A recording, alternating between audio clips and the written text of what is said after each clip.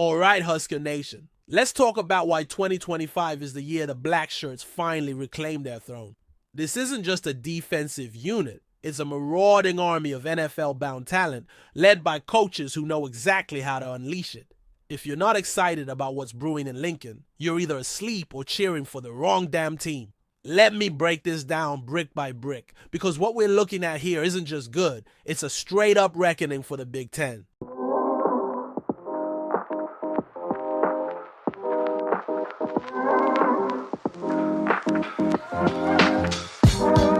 Before we dive headfirst into the madness, I have to tip my hat to myself for the article I dropped last week breaking down how every transfer fits into the 2025 depth chart.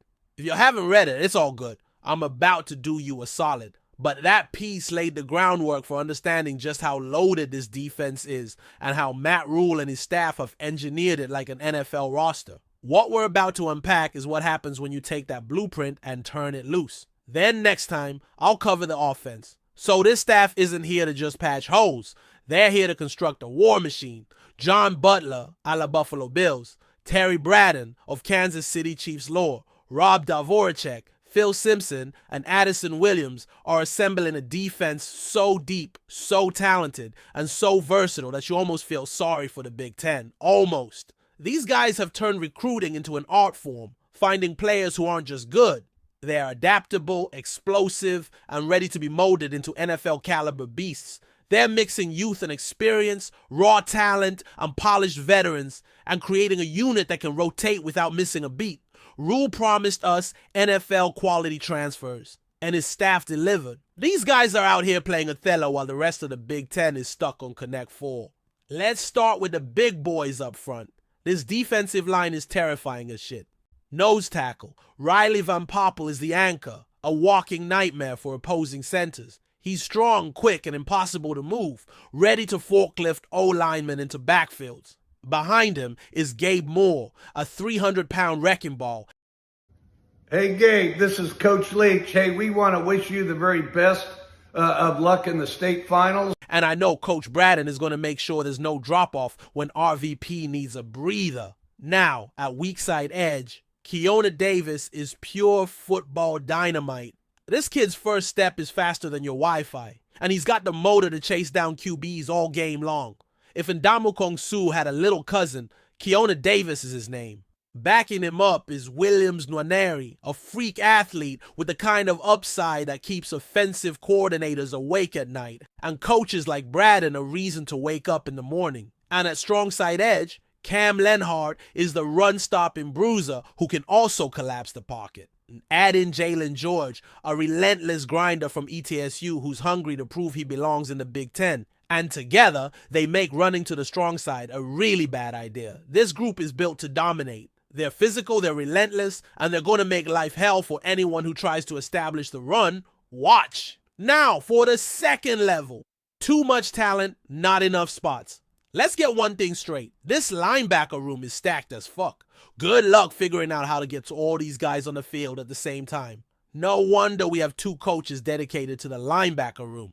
One, weak side outside linebacker. Willis McGahee, the fourth, is the freak of nature you send off to quarterbacks when you want to end drives. And maybe lives. His speed, athleticism, and aggression make him a nightmare to block. Second, strong side outside linebacker. Vincent Shavers. Jr. is the physical enforcer on the outside, built to punish tight ends, stuff the run, and also run down backs along the perimeter. And backing these two up is Javen Wright, a versatile 7-year vet who can do it all. And believe it or not, Wright hasn't even been fully developed. 3, middle inside linebacker. Okay, so Marquez Watson-Trent is going to be the field general, the guy who gets everyone in position and leads by example. Someone who has seen it all and tackled it all. Bro literally has like 400 collegiate tackles across 3 seasons, 10 of them coming against Nebraska in their win 2 years ago in Lincoln. His list of accolades is infinite. And at weak side inside linebacker, I'm of the opinion that we're going to roll with more 3-4 looks this year. Potentially, Dezon McCullough, aka the Slim Reaper. Where do you even start?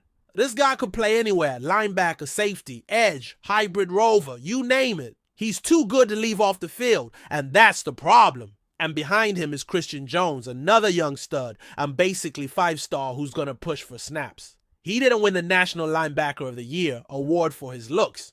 If you're trying to game plan against this group, good fucking luck. They're fast, they're physical, and they can cover sideline to sideline. The only real question is how the hell do you keep them all happy? And now for the third level, the secondary. A no-fly zone in the making. The Blackshirt secondary is stacked with talent. John Butler's NFL expertise is going to take them to the next level. And our elite defensive backs coach, Addison Williams, someone so good that he's been moonlighting as a defensive coordinator at UCF, is going to get the very best out of every damn roster spot.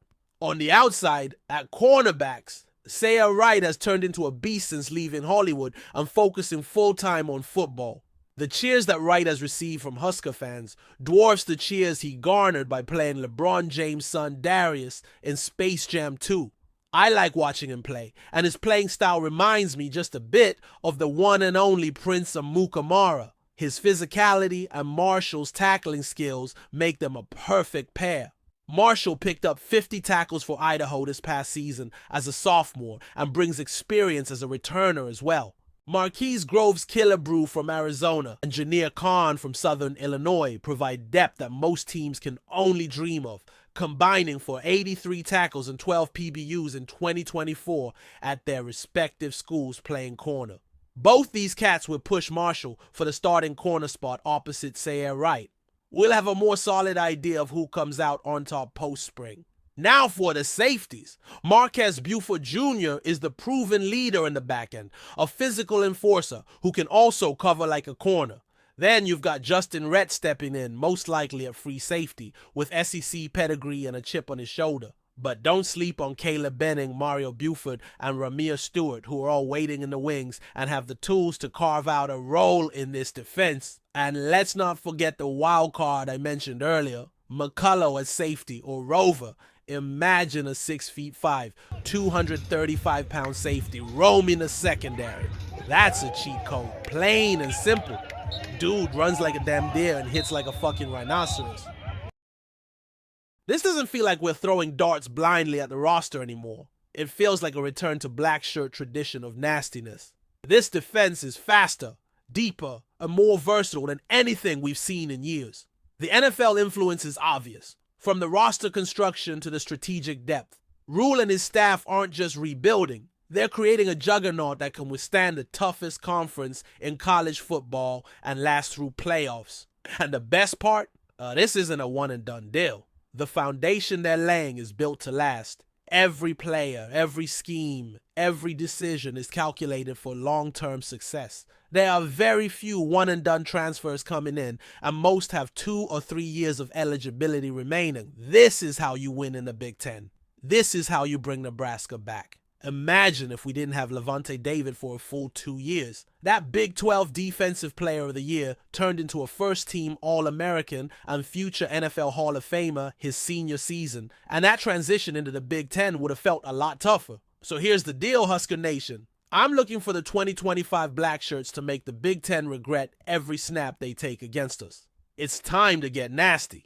Like Jason Peter nasty. Like one Russian going for the quarterback's head while one's going for the legs type of nasty. And this isn't hype. It's a warning. The depth chart tells the story, and the coaching staff is the secret sauce. Fuck 4-8. Fuck 5-7. Shit, according to rumors, a 7-6 record straight up pissed Coach Rule and some of these players the fuck off. The way this train is rolling, only 9 wins will qualify as being back in most of our minds. So let's get it. That's it for today.